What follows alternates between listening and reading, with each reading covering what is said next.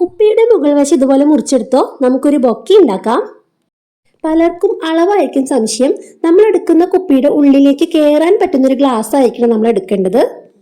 ഇനി colour paper എടുത്തിട്ട് ഇതുപോലെ 4 ആയിട്ട് മടക്കിയിട്ട് നമ്മൾ എടുക്കുന്ന ഗ്ലാസ് വെച്ചിട്ട് ഇതുപോലെ റൗണ്ട് വരച്ചു കൊടുക്കുക.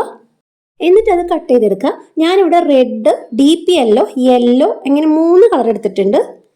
ഇനി ഓരോ പേപ്പറായിട്ട് ഇതുപോലെ ഗ്ലാസിന്റെ മുകളിലേക്ക് ഇങ്ങനെ വെച്ച് കൊടുത്തിട്ട് പശ തേച്ച് അതിന്റെ സൈഡിൽ ഓരോന്നായിട്ട് ഒട്ടിച്ചു കൊടുക്കുകയാണ്.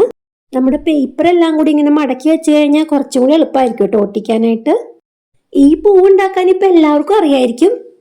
അപ്പോൾ ഒരു പേപ്പറിൽ നിന്ന് 12 സർക്കിളുകൾ നമുക്ക് കിട്ടും കേട്ടോ. അടുത്തത് ഡീപ്പ് യെല്ലോ കളറാണ് ഒട്ടിച്ചു കൊടുക്കുന്നത്. അത് ഫുള്ളായിട്ട് ഒട്ടിച്ചെടുക്കുക.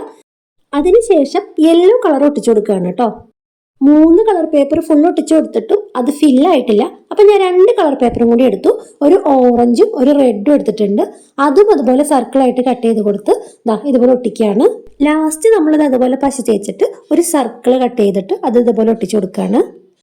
ഇനി നമുക്ക് നമ്മുടെ ഫ്ലവർ എടുത്ത് നോക്കാം. അടിപൊളിയായിട്ട് കിട്ടിയിട്ടുണ്ട്.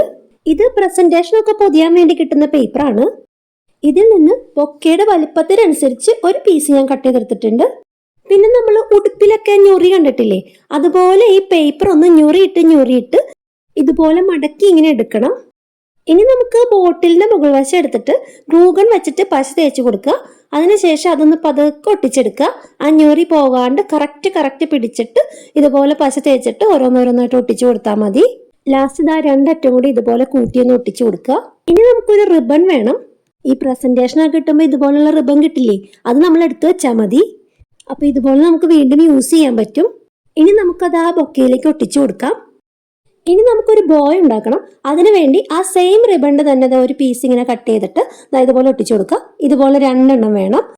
അത് ഇതുപോലെ ഒട്ടിച്ചു കൊടുക്കുക. എളുപ്പപ്പണിയാണേ. ഒന്നുമല്ല, റിബണ് നീളം കുറവായിരുന്നു, അപ്പൊ ഒപ്പിച്ചെടുത്തതാണേ. ഇനി ആ വിരിഞ്ഞു നിൽക്കുന്ന ഭാഗം ഇതുപോലെ ചേർത്തൊന്ന് ഒട്ടിച്ചു കൊടുക്കാം. പിന്നെ നമ്മുടെ പൂ എടുത്തിട്ട് അതിൽ ഇതുപോലെ റൗണ്ടിൽ പശ തേച്ചിട്ട് നമ്മുടെ ആ കുപ്പിയുടെ ഉള്ളിലേക്ക് ഇതുപോലെ ഒട്ടിച്ചു കൊടുത്തു കഴിഞ്ഞാൽ നമ്മുടെ ബൊക്കെ റെഡി ആയിട്ടോ. നമ്മുടെ ടീച്ചേഴ്സിന്, ഫ്രണ്ട്സിന്, റിലേറ്റീവ്സിന് അങ്ങനെ ആർക്ക് വേണമെങ്കിലും ഇതുപോലെ ബർത്ത്ഡേക്കോ ഒക്കെ ഒരു ബൊക്കെ ഉണ്ടാക്കി കൊടുക്കാം കേട്ടോ. അപ്പോൾ ഇത് ഇഷ്ടപ്പെട്ട് കഴിഞ്ഞാൽ ലൈക്കും സബ്സ്ക്രൈബും മറക്കല്ലേ. ക്രാഫ്റ്റ് ഇഷ്ടപ്പെടുന്നവർക്കൊന്ന് ഷെയർ ചെയ്തും കൊടുക്കണേ. അപ്പോൾ അടുത്ത വീഡിയോയിൽ കാണാം. ബൈ.